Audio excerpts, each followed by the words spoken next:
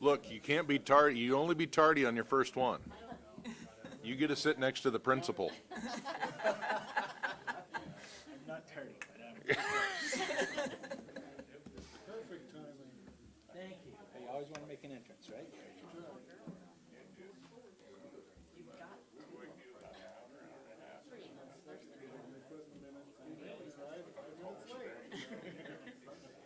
do that to me in the other one, too. What's that? They do that in the 3 and 6. Scoopy Van Elson drive 5, 20 minutes late.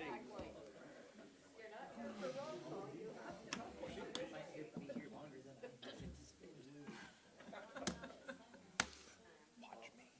Let's get ready to planning. Huh? Let's do some planning. Oh, you think that's what we do? Let's get ready to rumble. Well, I made plans for 7, so I can. Well, you're the second one that's told me that.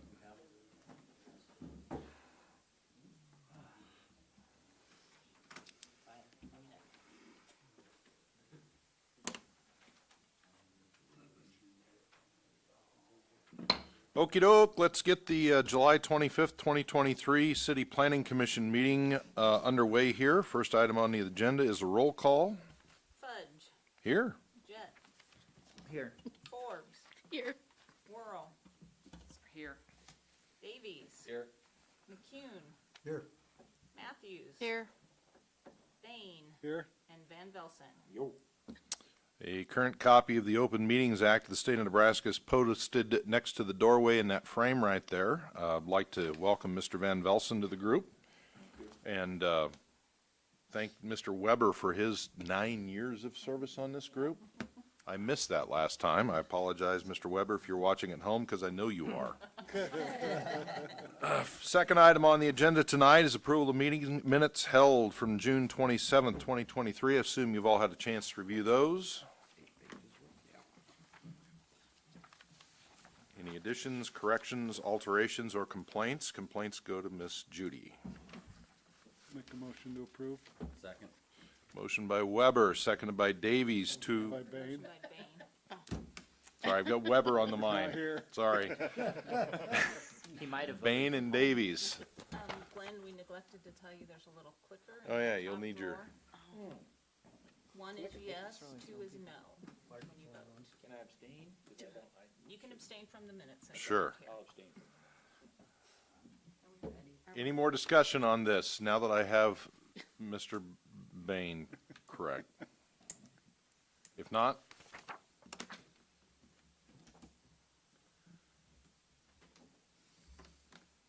and the minutes are approved with Mr. Van Velsen abstaining. All righty, we're going to open items number 3 and 4's public hearing simultaneously because they deal with the same issue.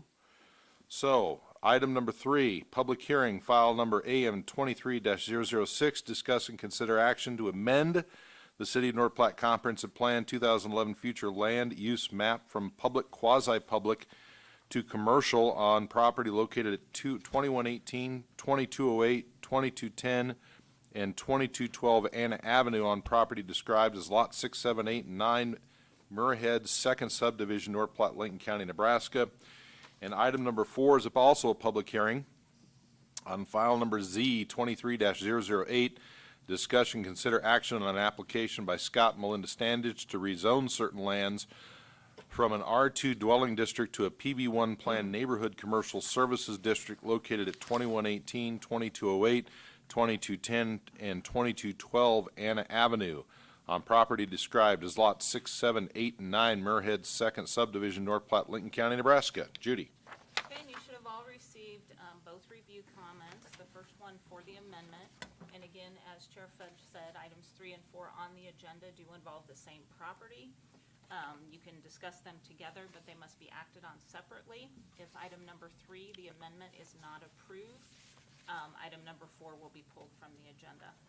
So in order to rezone a property, it is the duty of the Planning Commission to ensure that the rezoning is in conformance with the current comprehensive plan. The request for the amendment has been submitted in conjunction with the rezoning. The applicants are requesting the amendment to allow the change in zoning to occur. Attached to that, you should see a copy of the land use map showing the property that they are looking at amending. Additionally, the zoning, the applicants are requesting the zone change to allow the property to be used as a small venue. The applicants feel that this should not increase traffic in the area. The venue will only be opened by request and should be an asset for this area of North Platte. Attached to that, there is a justification letter from the applicant, also a site plan showing the existing, and then a zoning map showing the proposed rezoning. Additionally, I asked that the applicant provide a kind of a plan of where the parking would be, so that was set around the table that shows an aerial and then the area that would be used for parking. Planning staff has no objection to the amendment or the rezoning. A B1 neighborhood commercial district is the least intensive commercial district. Rezoning to a PB1, which is a planned neighborhood commercial district, requires a plan to be approved. The plan in this application requests creation of a venue. If that plan changes in the future, the plan would need to be amended, which would require approval from the Planning Commission and City Council.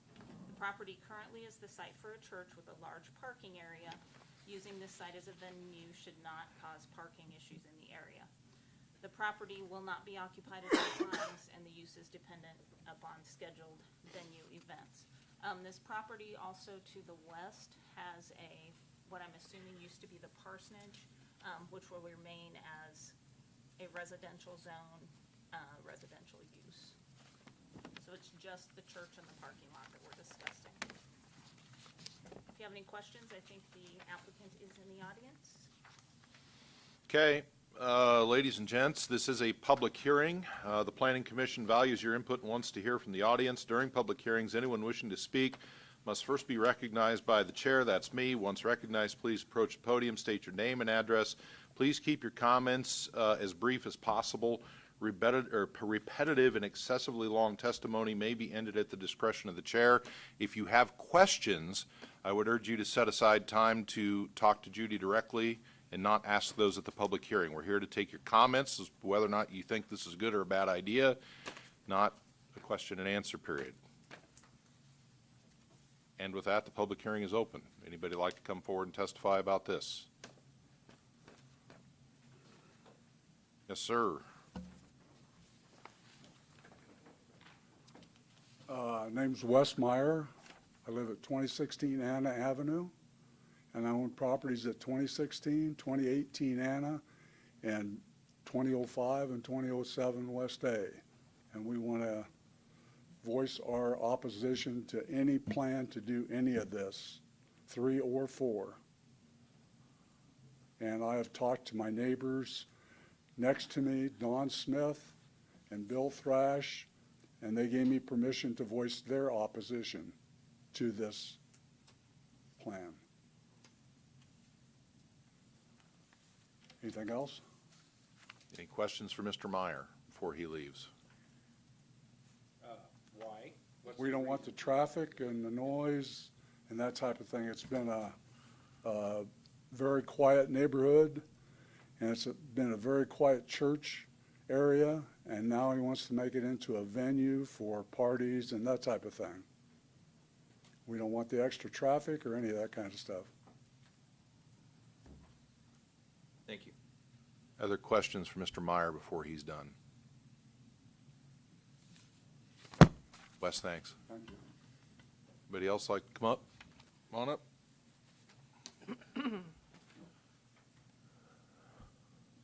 My name is Jim Falcon. I own the property at 2215 West Anna, and I am in favor of this venue. I think it's a great opportunity to, it's such a shortage of locations to have graduation parties, anniversary parties, get-togethers, family reunions, and I think this meets what North Platte needs. So I think it is very important that we allow them to do this and help North Platte out. Any questions for Mr. Falcon? Thank you, sir. Anybody else? Dan? Dan Phelps, I own the property at 2219 Anna Avenue. It's a rental property that I own there. I'm here in full support of this project as well. Reiterate what Jim just said, I think this is a great way to repurpose this building. Knowing the Standages for a long time, I have no doubt they're going to manage things very well and keep their property very nice. Like Jim said as well, we need these type of venues in North Platte. And if you go around town, there's a lot of these types of properties in residential neighborhoods. They're out there, they're being repurposed for different types of facilities, and I think this would be a great addition. Questions for Mr. Phelps? Thanks, Dan.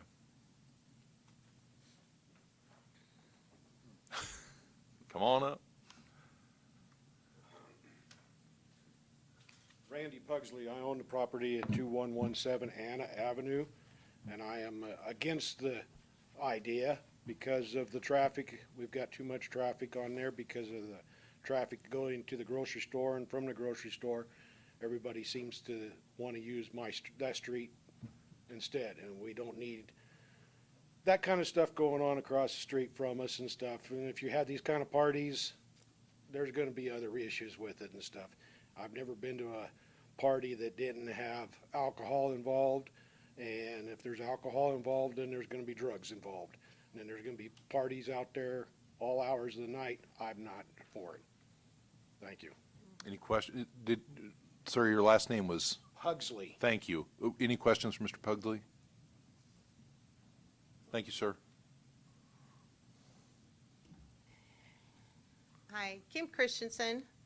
I live right next door, 2116 Anna. I have kitties that go outside and inside. I have grandchildren that come over. I'm against having it turned into a commercial venue. I'm sorry. I didn't mind the church, and I wouldn't care if they had a daycare there or something, you know, that wasn't so, but big parties, no. I'm totally against it. Thank you. Any questions for Ms. Christensen? And I am right next door. It's going to affect me. Thank you, ma'am.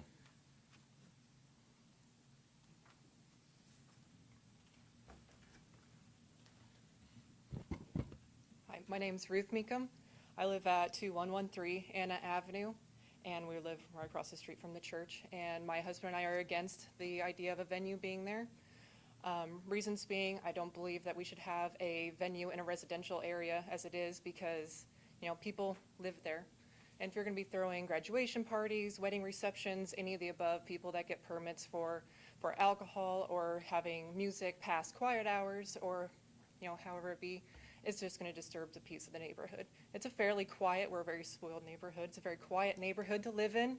And as someone who works in law enforcement and gets off at work at 3 in the morning, I am very appreciative of my quiet neighbors. And having a loud party across the street is going to disturb that.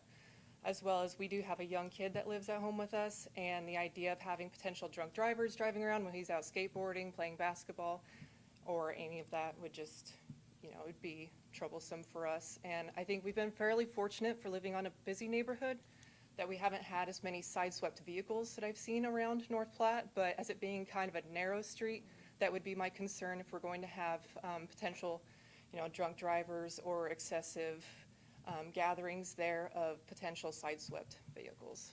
So those are my concerns. Your last name again was? Meekum. Thank you. Any questions for Ms. Miko? Thanks. I don't hear real well sometimes. At least that's what my wife tells me. Anybody else like to testify on this one?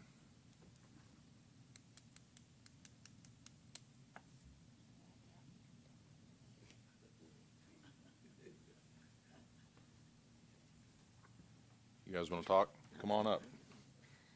You in the hot seat. I'm Scott Standage, and my wife and I bought the property. We actually bought the house in the church with full intentions of renting out the house and making a small. Sure, is this on? It should be if it's red. It's red. And what we plan on doing is it'd be by reservation only to have birthday parties, graduation parties. I have no intentions of ever getting a liquor license. doesn't fit my cup of tea at all. I understand it's quiet. I can imagine that it is a great neighborhood. We like it. I can't imagine it being any busier than Sundays when they have church. But, you know, I don't know. I wasn't a parishioner there. But there's ample parking there. I would think that everybody could be off the street. And if they aren't off the street, they're still parking in front on the street, which the neighbors use now. So I don't see any issues with parking at all. We planned on doing an 11 to 11, 11 in the morning to 11 at night. They'd have to be out at 11 o'clock. And we would make them put a deposit down, and if they didn't do it, you know, we'd have to kick them out. We don't plan on making it a loud party. We don't ever plan on hiring bands or anything like that. If there was a band, it'd be for a small wedding, and it would probably be inside. So if you have any questions, I'd be welcome to answer them. How many does the church hold, do you know, for your venue that you're gonna do? How many people can fit in there? I do know. I actually had the fire marshal over there, and he said that it would handle 118 as the occupancy. How many parking spaces are in that lot? Oh, man, Judy asked me the same question. I drew it up, and I'm thinking you can probably get 75 to 80 cars parked in there. Okay. Because, I mean, there's all the way around, and then that grass area off to the west, or the east is all parking also. Essentially, there's almost 3 residential lots that would be parking. The 2 on the east side, those are actually 2 50-foot wide lots. Usually they're 50 by about 128. And then there's parking in the rear that would be almost as large, 50 by 128. So it would hold quite a few vehicles.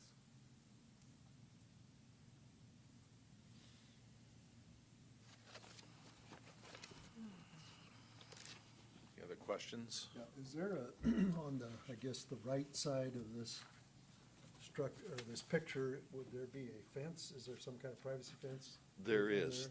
The lady that spoke right before I did lives there, and she has a white privacy fence all the way along there.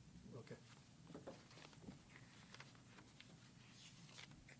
So I own a venue, or I run a venue. I don't own a venue, but I run a venue. But would you, I know you said you didn't, not planning on getting your own liquor license, but would you, it would be possible for somebody else to get a special designated permit and go in there and do something like that, correct? Yeah, whoever rented it, they could, I mean, it is possible to get people to come in and serve alcohol. Mm-hmm. But that's that way everywhere, so. I mean, Right. I can't. Yeah, it's not unique that's- to, it no, wouldn't be it's not unique to you. We do the same thing at the DNN, Mhm. which doesn't have its own license. Right. Okay. You would have an option to restrict it as the owner. Yeah, the owners would, yes.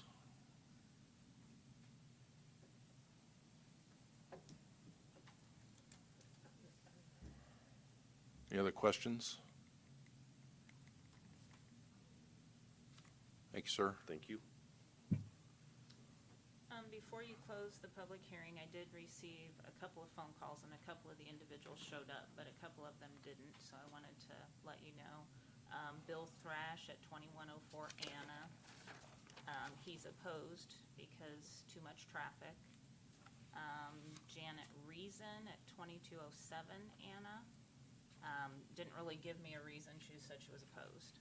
And then Buster Haynes, 2007 Anna.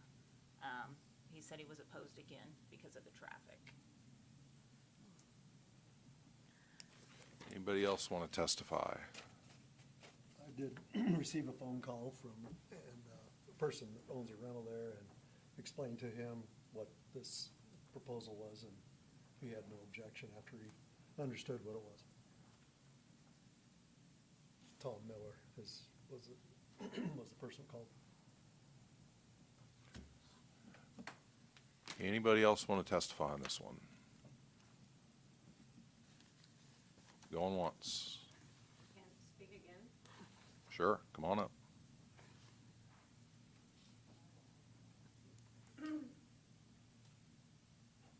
Get a shot here.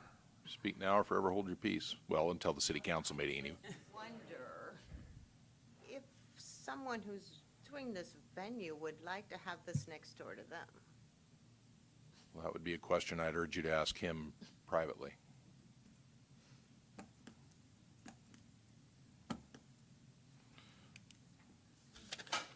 Going twice. Oh, come on up. My name is Eric Meekum. I live at 2113 Anna Avenue. It's a really nice, quiet neighborhood. Like my wife said earlier, all the concerns she stated, I have. This is the whole idea about living somewhere nice, you know, got a good side of town. I'm just opposed to it because, you know, I want to live somewhere really a long time. So the whole appeal to the house that we bought was the quiet neighborhood, and it's such a good side of town. I really wouldn't want that to be disturbed. So that's all I had to say about that. Okay, any questions? Thank you, sir. Anybody else? Is it too late to ask a question of Mr. Standage? Nope, you can ask him back up if you'd like. Would you, thank you.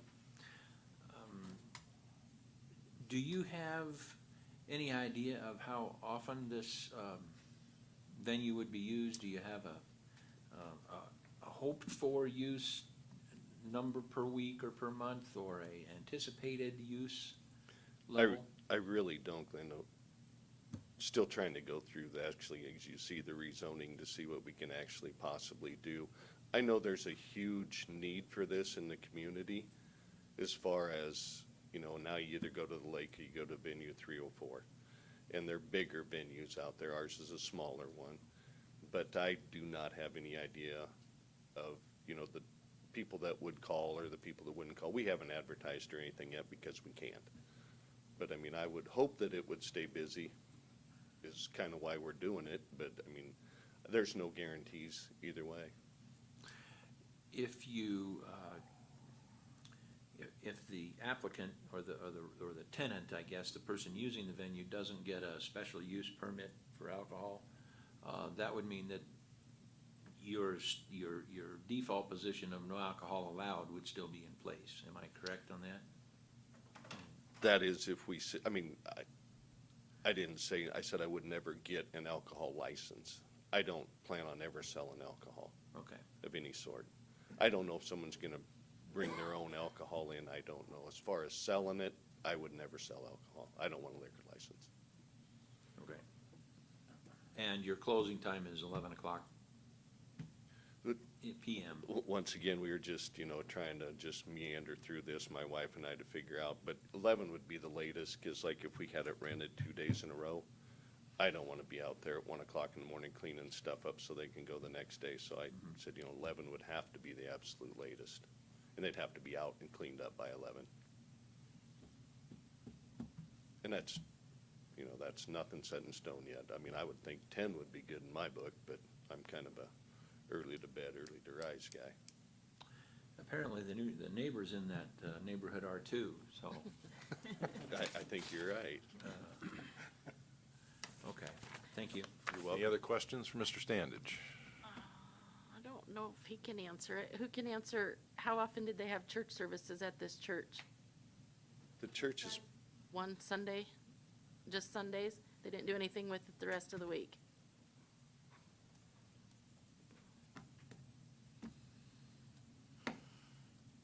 Thanks, Scott. yep.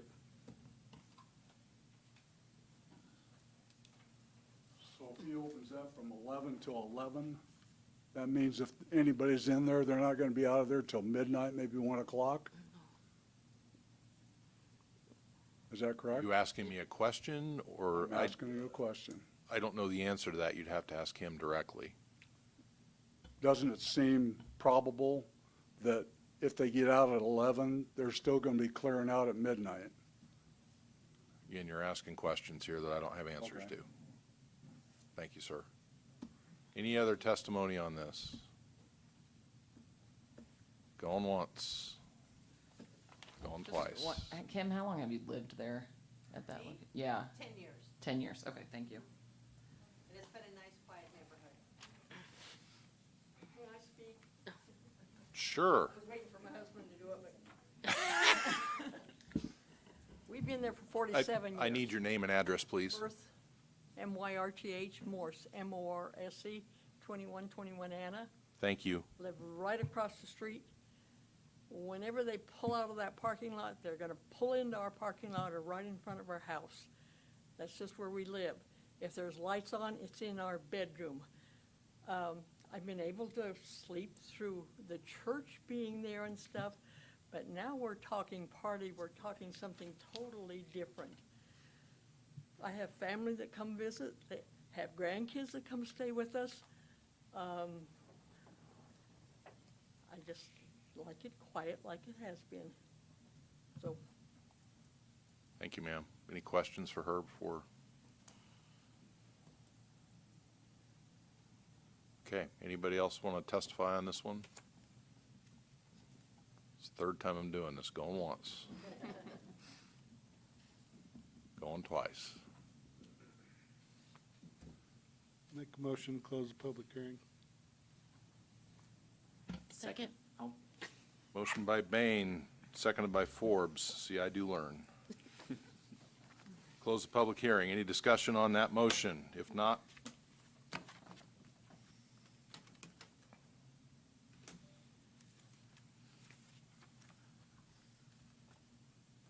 Jeff and Lee. You didn't register. And the public hearing's closed. Okay, we're going to talk about this up here now, okay? Any discussion amongst the group? So Judy, can you explain to us the reason for the change in the fact that it's an R2 with a church, which meets that guidelines? And because it's basically going into more of a business, is that the reason for the change? Yeah, so when they first came to me asking me about putting this venue in there, I look at the code book to see if there's a conditional use that's allowed in a residential district for a venue. There was not. So what I did was then looked at what we could change it to allow this venue to occur. And the reason I suggested a PB1 was for two reasons. B1 is the least intensive commercial district that the city has. So it doesn't allow large commercial businesses in a B1 district. And, you know, being a residential neighborhood, you have to be really cognizant of that, because if you do a straight B1, anything that fits that B1 zone, so say, for example, they sold the property, they could put a small, I don't know, maybe a small restaurant in there or something like that, which would be more intensive. So I suggested the PB1 for a planned business district, which requires them to come up with a plan. Their plan is for a venue. So if they sold this, trying to protect the neighborhood, what would happen is if somebody said, I want to put a restaurant in there, they would have to come back and amend that planned use. So you guys would see that again. They would either have to rezone it or they would have to amend that plan. So it would come back here if they wanted to change use, which would be a little bit different than just a straight B1 district.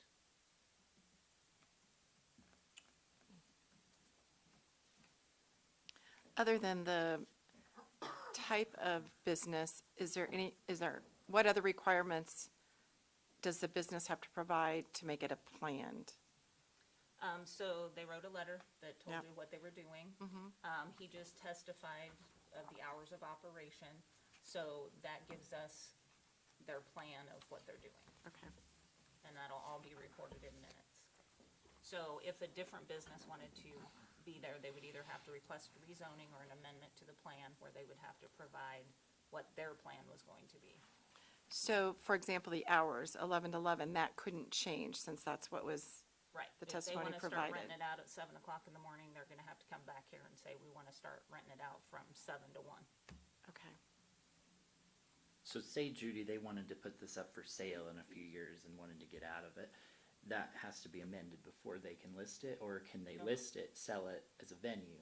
They could list it as a venue. But then if whoever buys it doesn't want to do a venue, they have to come here first, They would correct? have to come back here and Okay. amend the plan.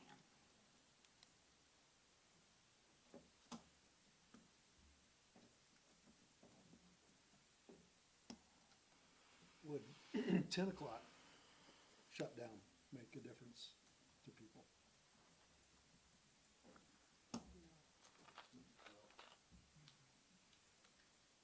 No, it's right by my family room.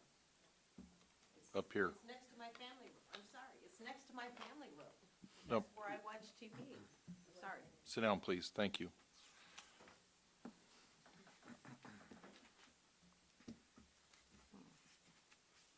Any other discussion amongst this group? Judy, we've got, number 3 has to pass first, and then we can do number 4.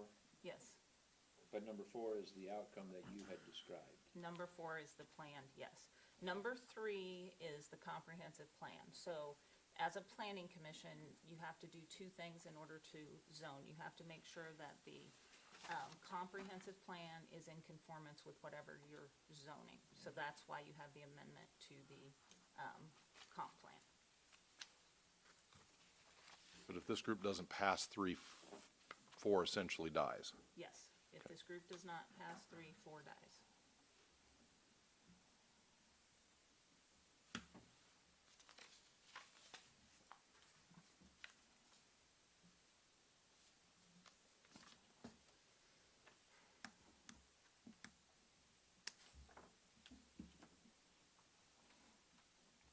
Talk it out. I mean, this is just That's what this time is for this tricky, group to so talk it no one out. has any So, good ideas. So literally, we've been mainly talking about 4. Basically, yeah. 3 is just a paperwork for us, yeah. Paperwork, but at the same time, if you look at this, it doesn't look like it fits. So you're talking the zoning? Yes, If you look down the block, Westfield's down the block Westfield is down the block, yes. for the And total then B1. there I is- understand that. Yeah, there is about a block that has, that's residential before you hit Yeah, it's about 400 feet is what I was figuring. 400 feet. Yeah, it's about 400 feet before you hit Westfield. There is another church that's on the corner, I Or, believe. yeah, that's pastoral on. And that's already zoned the PB, or is it? No, it would be zoned residential. A church can be allowed in a Yeah. residential district under conditional use. Okay, it's just that it's blue because it was a church. It's blue on the, yes, on the amendment because, on the, land use plan. Because with the comprehensive plan, churches and schools are all labeled as public, quasi-public, which is the blue color, yes. And then red again at A in Buffalo, where houses sit. That's commercial there. A in Buffalo, where houses sit. It does show that as commercial on the corner. I'm not I think at 100% one sure. time that was what was designated to be a spot for a convenience store, and over the years that got, yeah. Okay. Before they built that house there, that lot was empty for No, this is the opposite corner. opposite corner. Yeah, it's on the north side. Quite a bit older house on that.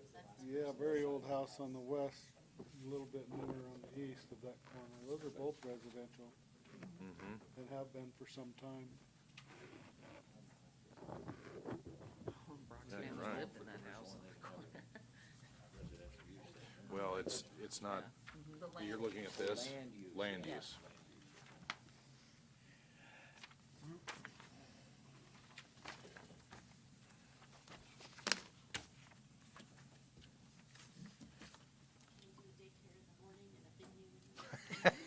But a daycare falls under the business one too, right? It's not, No, a daycare can actually occupy a church. Church. Yep. Yes, without changing it. So you could put a daycare in there without changing it. That what they did on, what is that old church on Phillip and Oak? Yeah. Is there a daycare in that one? Yes.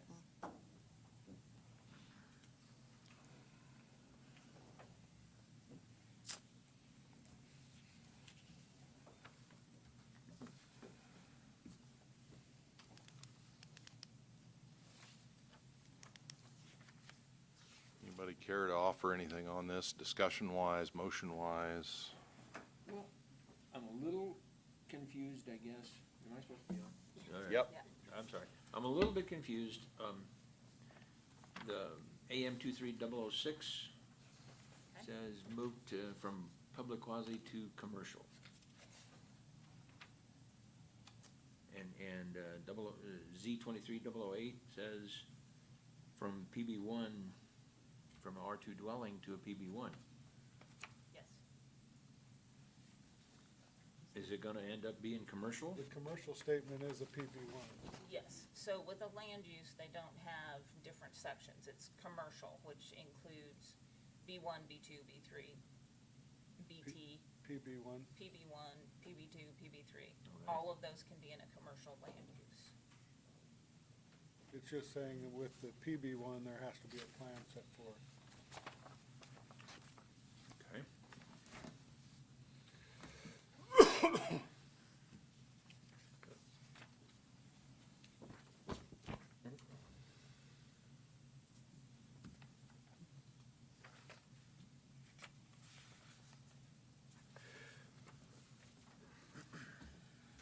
I guess in my thoughts, you know, you can't always pick your neighbor. I mean, if somebody was to buy this and, you know, they could have whatever they wanted to if it was a house, and you never know what you're gonna get in somebody's house. Now, this is a little different because they do have a plan for it, as far as being mainly just set up for parties, which, in a way, you know, they're kind of controlling the parties you're having because they want to run it as a successful business and not be a wild party house. I mean, if say Joe Blow bought a house next to you and has loud motorcycles and revs his motorcycle at 7 in the morning, you know, you can't control that because it's a house and a residential and he's living there.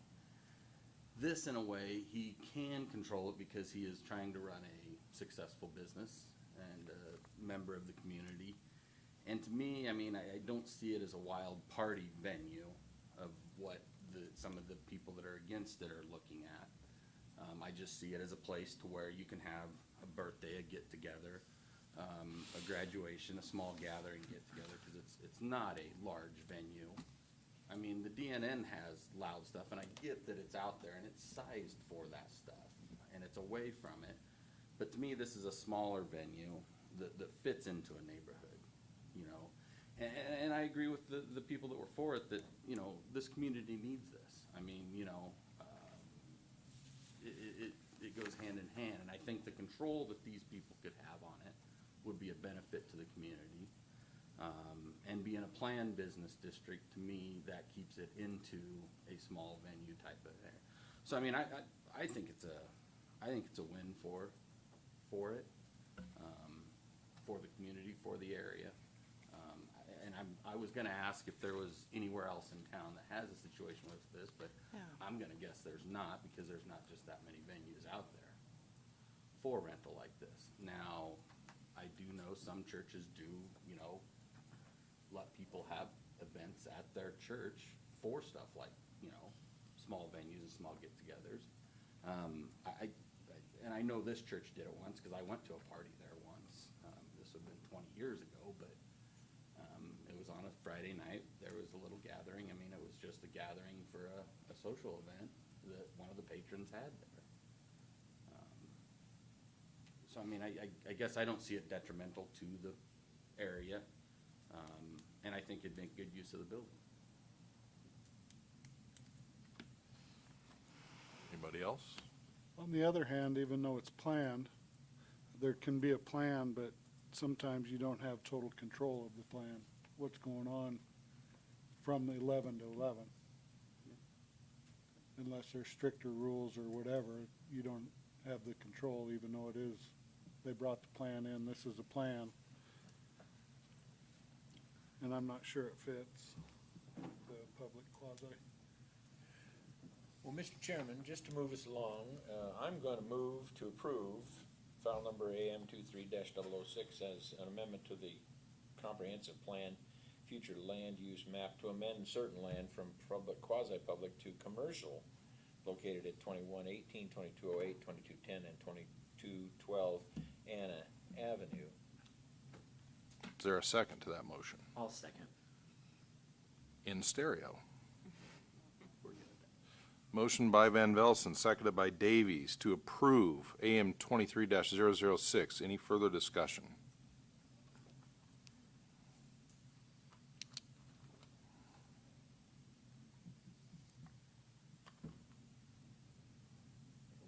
Guess not.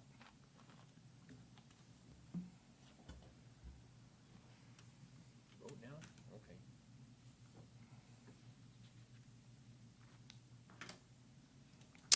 And it's approved.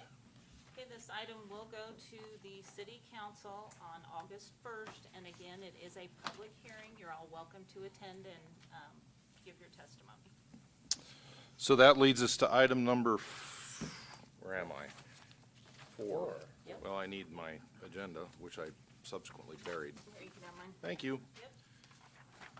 Yep. File number Z 23-008, discuss and consider action on application by Scott and Melinda Standage to rezone certain land from an R2 dwelling district to a PB1 planned neighborhood commercial service district located at 2118, 2208, 2210, and 2212 Anna Avenue on property described as Lot 6, 7, 8, and 9, Murhead Second Subdivision, North Platte, Lincoln County, Nebraska. Judy, anything on this?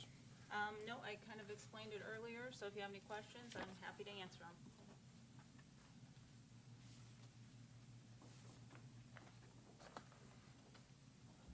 Any discussion amongst this group? Is this rezoning in conformance with the current comprehensive plan? It is now, since you just amended. You just amended it. In number 3, so Way yes, to it go is. us. It is in conformance. Hey, look, there's my agenda.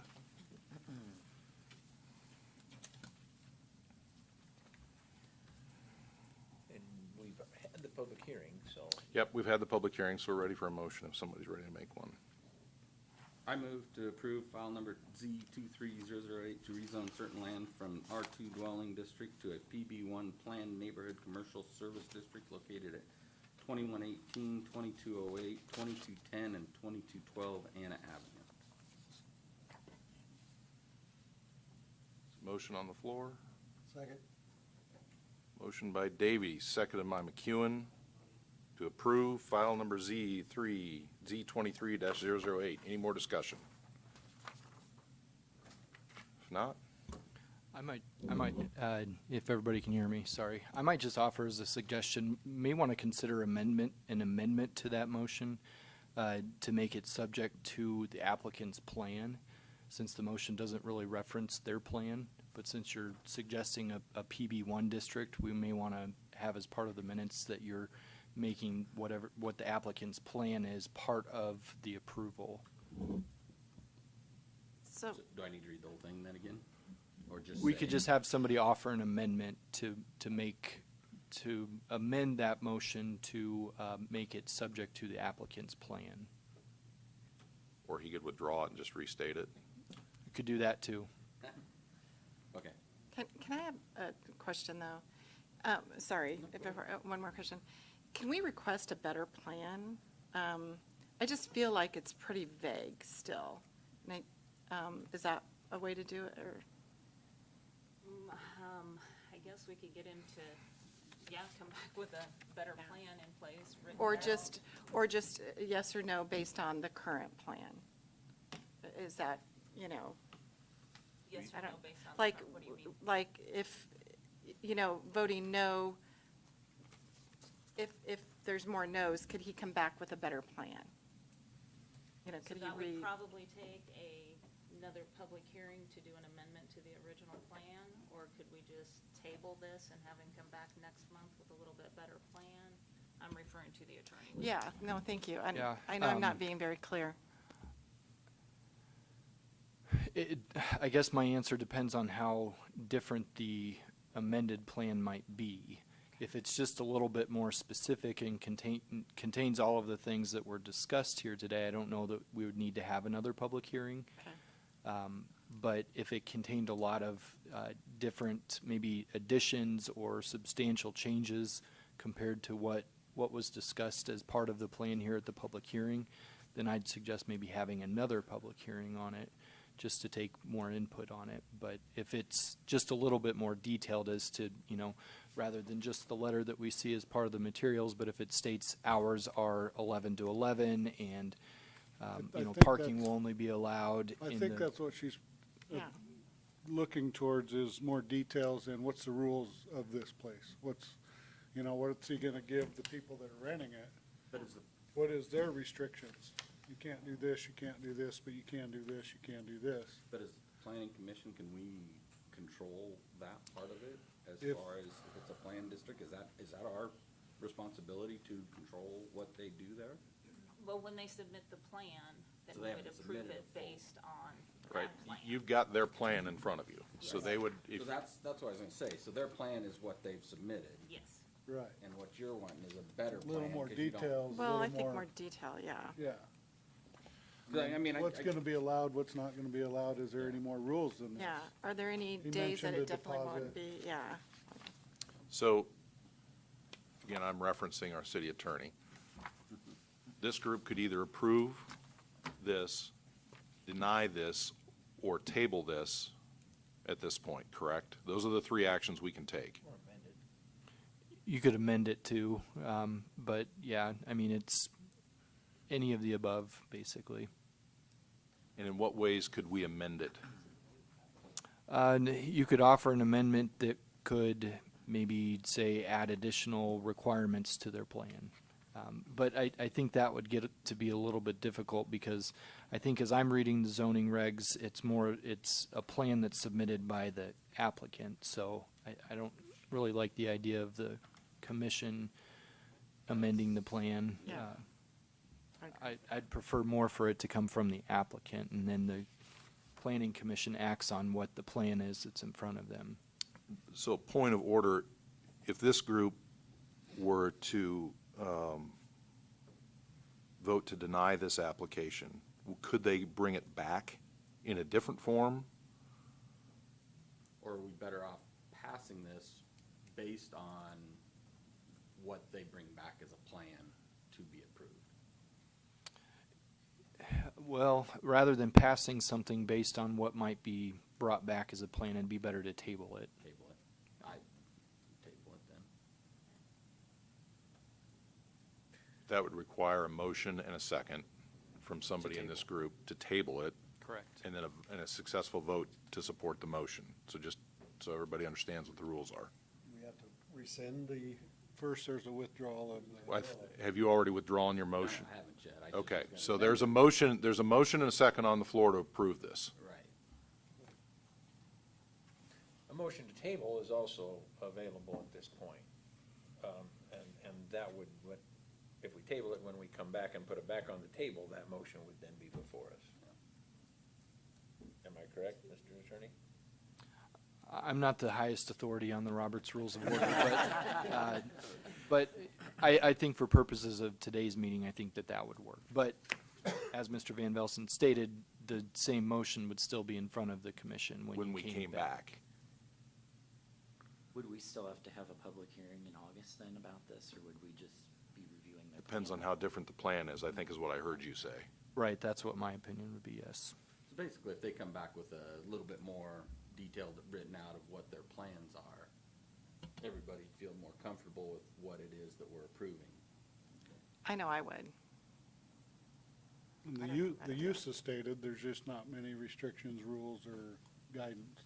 And given the PB1, now that I understand it better, we're basically approving it on the plan that's submitted. Correct. So, So, how does everybody want to proceed? Do you want to leave the motion on the table at this point? Yeah, I mean, and I guess if we want to table it till the next one. Then I'll move to table this motion, the current motion. Is there a second to I'll that? second. So we have a motion to table this, Motion to approve. motion to approve by Mr. Van Velsen, seconded by Mr. Bain. So we're going to vote on that, correct? Thank you. Correct. On just the tabling. On just tabling the motion. Okay. And Any then discussion on that? tabling will allow them, the Standages, to go and create a more comprehensive plan on the site so that next month we can review that but we will be starting from Mr. Davies' motion, correct? It's still on the table, Okay, It would be back on the table. right, and it may be amended. okay. Everybody clears mud on that. I mean, I agree with you, Kathleen. I think there's something I just can't quite. I know. I need more details Yep. rather than the letter and the mention of the hours or something. I don't know. I agree with Kathleen. It'd be nice to have a little bit more information to it. Does that hurt us any that we approve number 3 without her tabling number 4? No, we can do a couple of things with that. We can pull it from the city council agenda if they wanna talk about them both at the same time. So, Any other questions about how this is going down? If not, this is on the motion to table.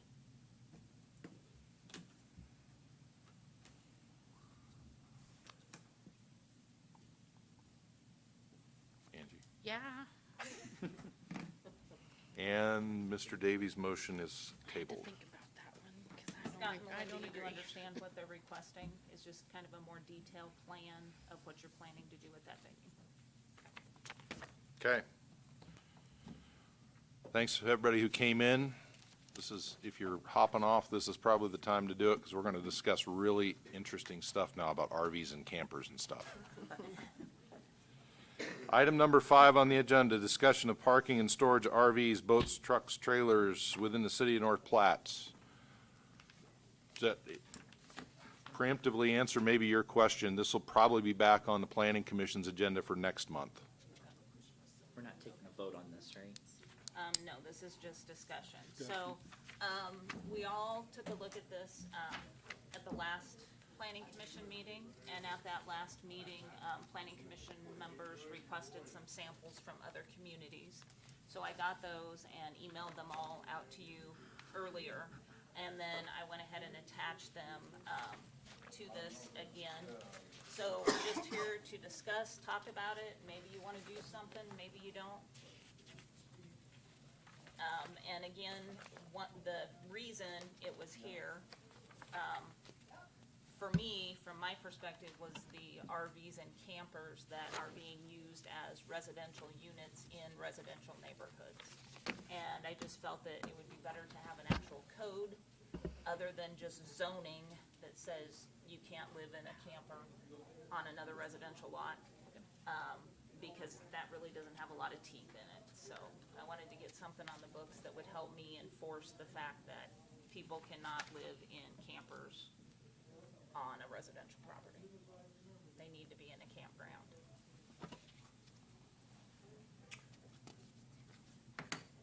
On my block and a half length of Stewart Avenue, there are 4 RVs.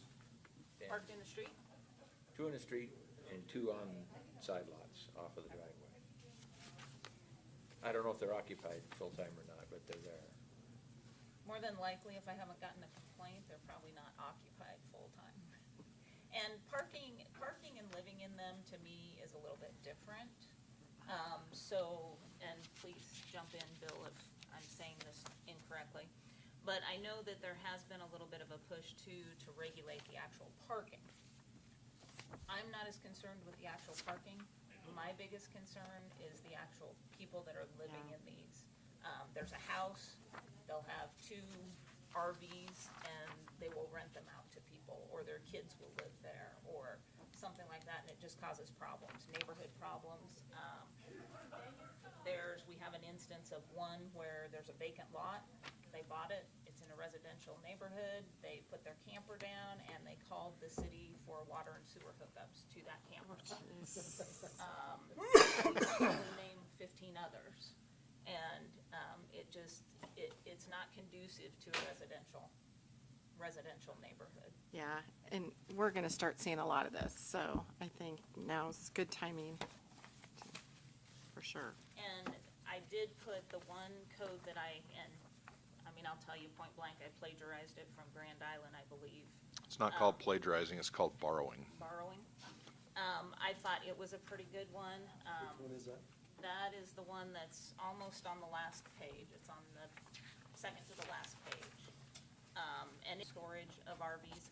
That's just the one I'm suggesting. We don't have to go by that, and there may be some tweaking in there that we need to change. I know there are going to be some people that, if you get into the parking, I know this one talks about, not allowing them to be parked, in the front yard or on public sidewalk, and there's some people that have these huge RVs that they have parked, you know, beside their house, and they're not living in them. And they stick out way in front of their house or way, you know, almost into the sidewalk or something like that. And so there'll be people that might be a little bit upset if we restrict that, because where else are they gonna park? Because you're not supposed to park in the street year-round.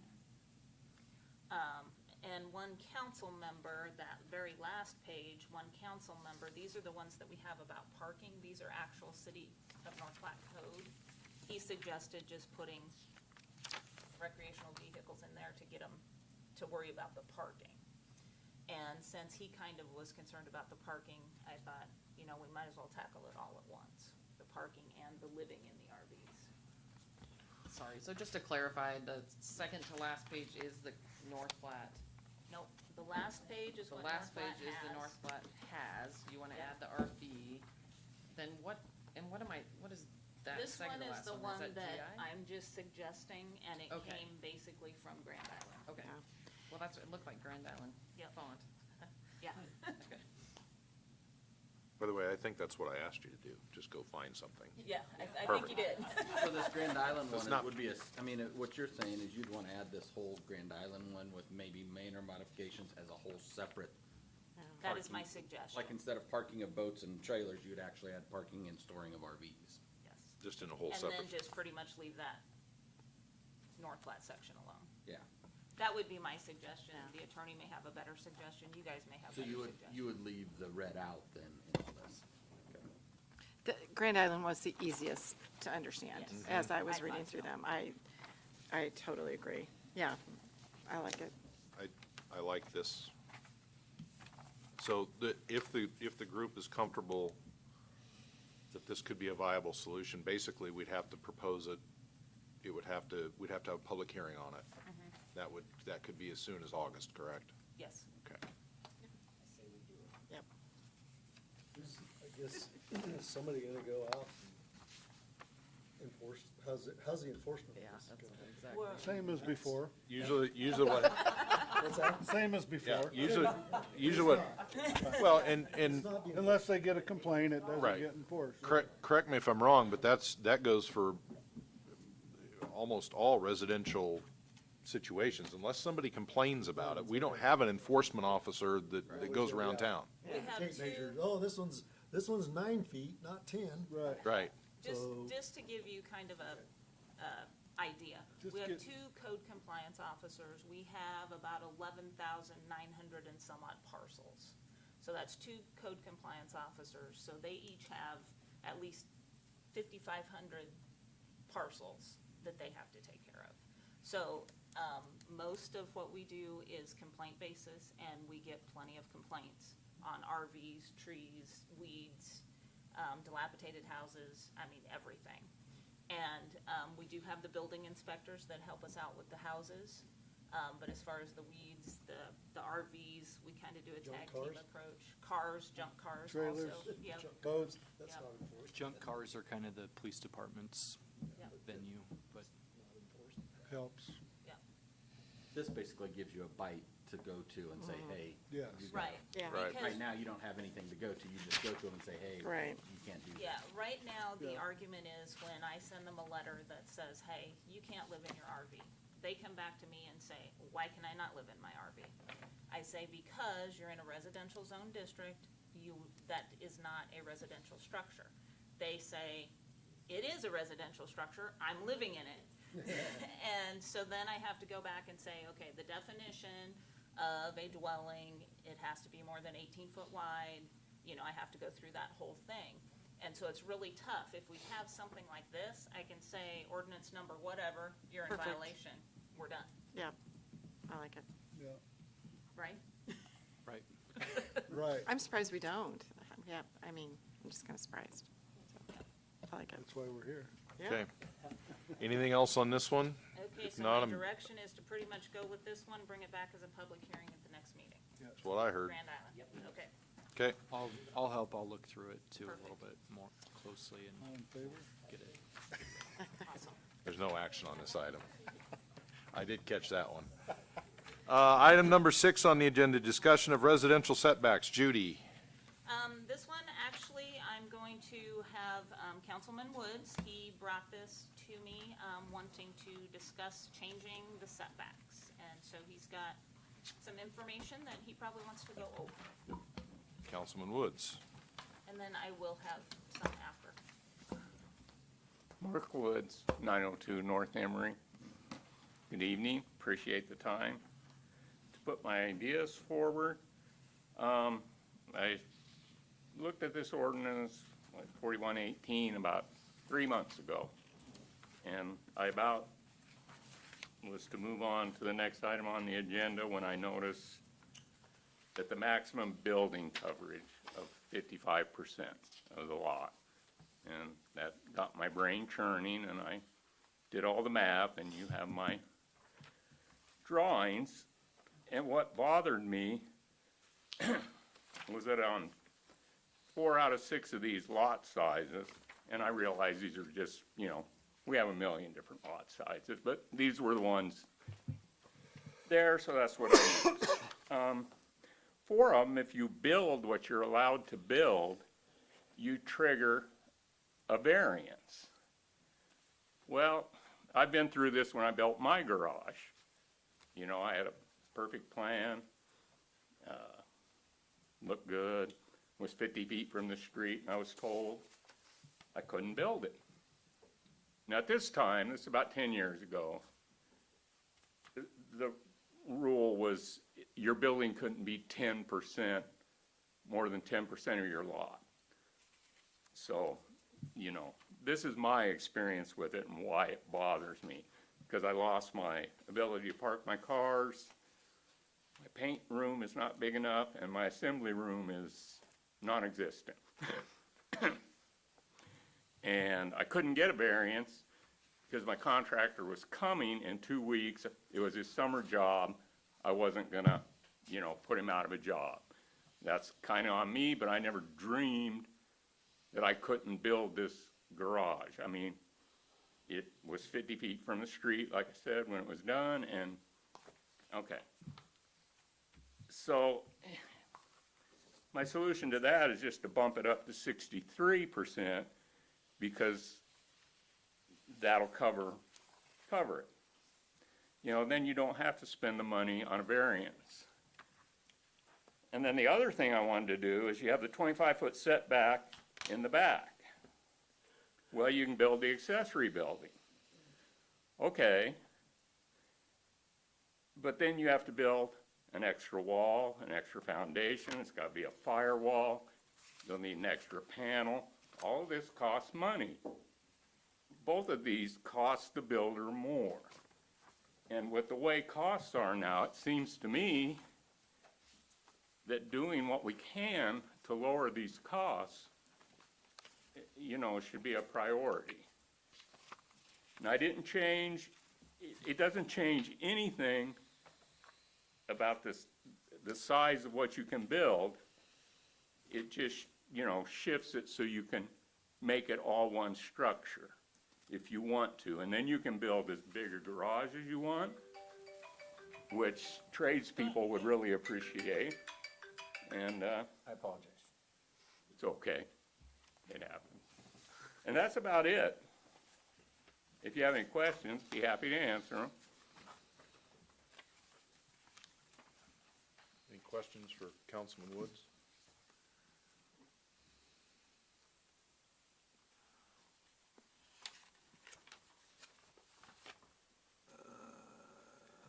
We may after we have some discussion, so don't go very far. I won't.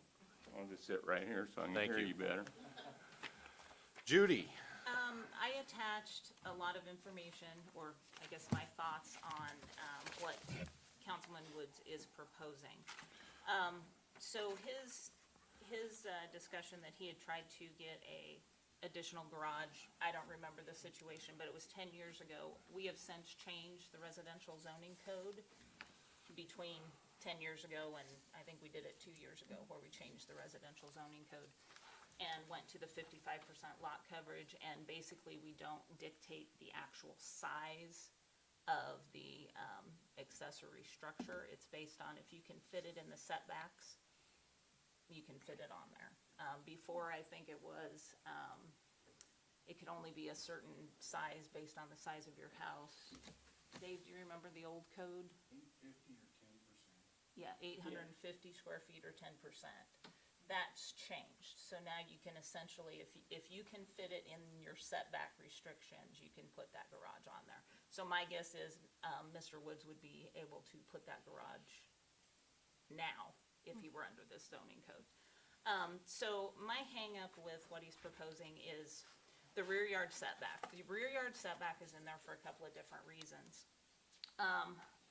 What I think of first is aesthetic appeal. And I kind of drew some different situations. On that very last page, you'll see some layouts of different situations.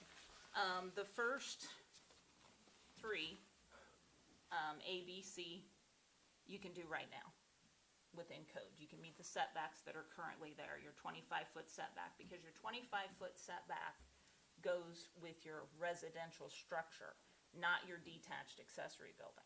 So your detached accessory building, you can already put at 5 foot from the rear yard, or 10 foot if you're opening to the alley. So you can already put, you can essentially fill your lot at 55% capacity if you have two separate structures, your residential and your accessory dwelling. Is that 55% of the building area or 55% of the actual area? Lot, the area of the lot. size. Because that 55% takes into consideration what the setbacks are. That averages out to about 55%. Now, when you get to D on my little chart that I did, that's the dwelling. So what's gonna happen, it may or may not happen, it depends on how people wanna build, but you're gonna be driving along the street and you're gonna see a house here, you're gonna see a house clear back here, you're gonna see a house up here, a house clear back here. In the planning world, that's called sawtooth development. It doesn't make for a nice drive down the street because you have these offset houses. And what can happen is somebody can come in and say, okay, I'm gonna build my house 10 foot off the back lot line, and I'm gonna build my garage essentially in the front yard. 25-foot setback, I'm gonna build my garage in the front yard. Well, what happens with garages? Everybody piles their junk around their garage. So now you're gonna have a nice home with a yard, a garage with all their junk, nice home with a yard.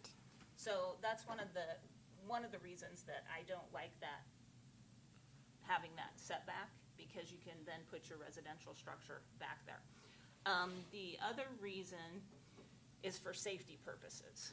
Now, it's not a great big huge deal if there's an alley behind your house. So if your residential structure is set back there, firefighters, and I wish a firefighter was here, but firefighters like to fight fires from the front. Why? That's where your fire hydrants are. That's where it's easier access to it. If you have an alley in the back, then that's fine because you've got 16 foot. Makes it a little bit more difficult for them to fight fires. But if you get into some of these subdivisions where your rear yard meets your neighbor's rear yard, how are they gonna get back there to fight that residential structure? Now, if it's a garage and a detached garage, you're still gonna have loss of property, but more than likely, you're not gonna have loss of life if you can't do that. So that's one of my other reasons for not doing it.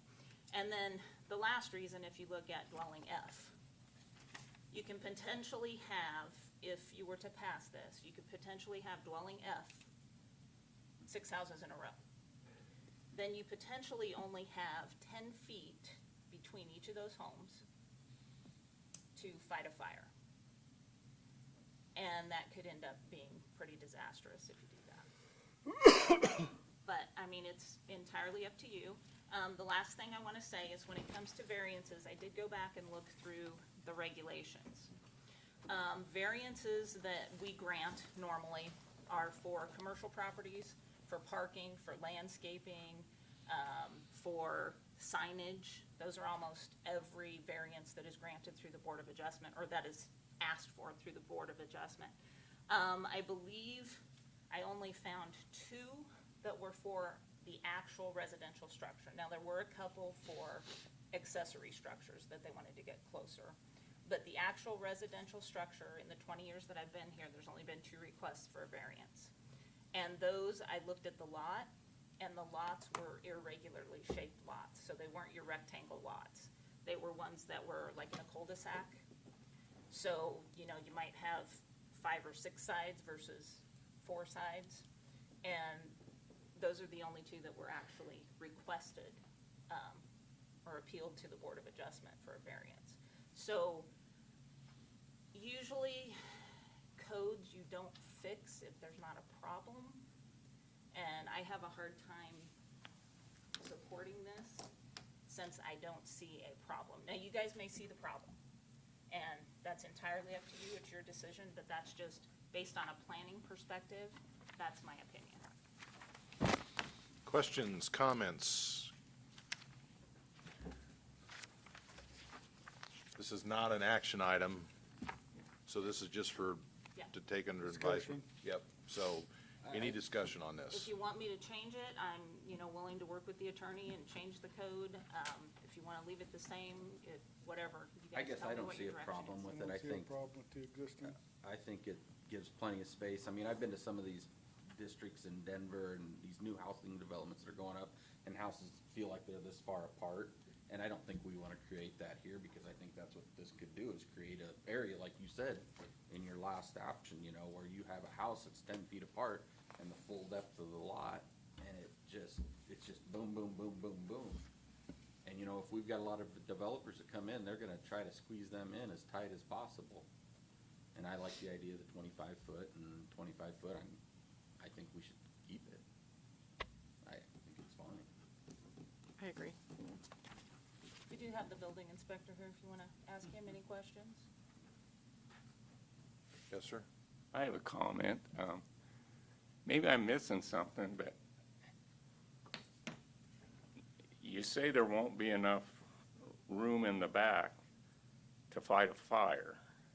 Well, with the way this is written now, the 2 people back to back can put that accessory building 5 foot from the lot line. That gives them 10 foot. With mine, they have 20 foot, because each is 10.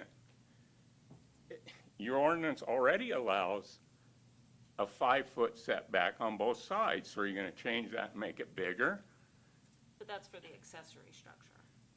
No, That the was- houses can be within 5 feet of the lot line, if it's On the under side. 75-foot On the lot. side. On the sides. On the sides. Yeah. See, and that's, I would be, I mean, I get it, you can't go back and do it, but I think, I like 7 or 10 foot on the sides too, but, I mean, just because I think, we've got land here, I like being spread out, but like I said, some of these developments in Denver that Oh, I've been Lord. to, Well, and some of and the they're new brand new lots, look and brand new house, and I can reach out and touch the house next to it. some of the new lots don't have that space, so Right. they need that 5 foot. Right, exactly. I was in a house in Arizona that I'd be shocked if there was 10 feet between the 2 houses. Exactly, I mean, and- literally, you're, You're on top of each other. But I think the way the zoning's written, it's written for a reason, from safety to beyond.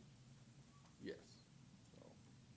So we can look at it further if everybody wants to look at the drawings and look at it. Your newest subdivision over off Dixie Street, the houses are very close together. There's not 10 feet, but maybe the 10 feet between each one of them, because they all have 5 foot setbacks. And there isn't any, and there's almost no front yard, but they're at least uniform in their front edge. And of course, they're all cookie cutter, they're pretty uniform in the back too, but. And The setbacks help that. yeah, but supposedly, the developer fought real hard to get those kind of setbacks and be able to do that, because that's what he's told or understands is what people want today. Is no side yard or very small side yard and tiny little backyard, and because Not everybody likes to keep up a nice big yard. No, sir, they don't. Mine's killing me, but I still like to do it. Yeah. Any other discussion on this?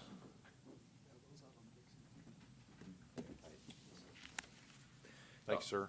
Thank Well- you, Mr. Woods. I really, I was really looking for a problem. You had a solution, but I couldn't find the problem. There is a problem for people who need a big garage. I'm not saying it's a big problem. It's like everybody said to me, well, nobody's gonna build a house this big. And you're right. Thank you for making my argument. It's not gonna change that much. But for the guy that needs this for his business so that he can cut his costs and compete, this is a good thing. I've lived here for 40 years. I don't remember any fires that have destroyed all these homes. There's probably been one, but I don't remember any fire deaths. We have one of the best fire departments around, and we have 3 stations. This is to cut costs of building. Do we need housing? This helps. Anytime we can cut costs. You know, if a guy can store a little stuff and have a fabrication room in his garage, you know, my garage was gonna be bigger than my house. I needed that room. So, you know, it's not a great problem, but to my mind, you've got an ordinance that creates variances. Not for very many people, but for some. To me, planning is to make things easier and cheaper for builders. So, that's about all I've got to say. Okay, thank you, sir. Can I ask Dave a question? Mr. Hahn? Do you know off of the top of your head on a 55 by 130, how big of a detached garage could somebody build? Can you give us an estimate? A 55 by 130. Or an average lot size? Sorry, I put you on the spot. I Wouldn't should've- it depend on the size of the house? It would depend on the size of the Depending house, where but, the back of the house sits. right. And whether the door was to the alley. So let's say you're working in the 25 feet, you'd have 5 from the house, 5 from the alley, 5 from either side, and then you gotta calculate the 55%. So it could be 20 by what, 45? That'd probably be pretty close. You could about fill that area, but the calculation, you'd still have to do the calculation on how much room the house took, Right. whether it was a 55. But pretty close to a 25 by 40 detached garage, or in that neighborhood, Well, With the standard house. with a standard house, yeah. if your house is built, you know, with the 25-foot setbacks, and you build to the 25-foot setbacks, then the widest your garage can be is 15, because you've got 5 front and back. And then it's 10 foot less than whatever the lot width is.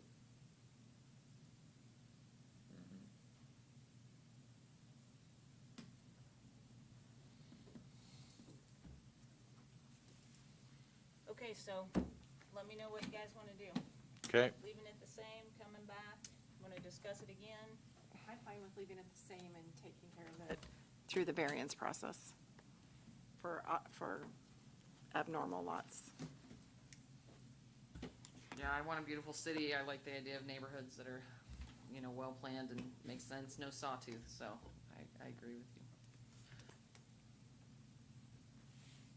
okay. Okay. Thank you all. Any old business? Item number 7. Any new business? Item number 8.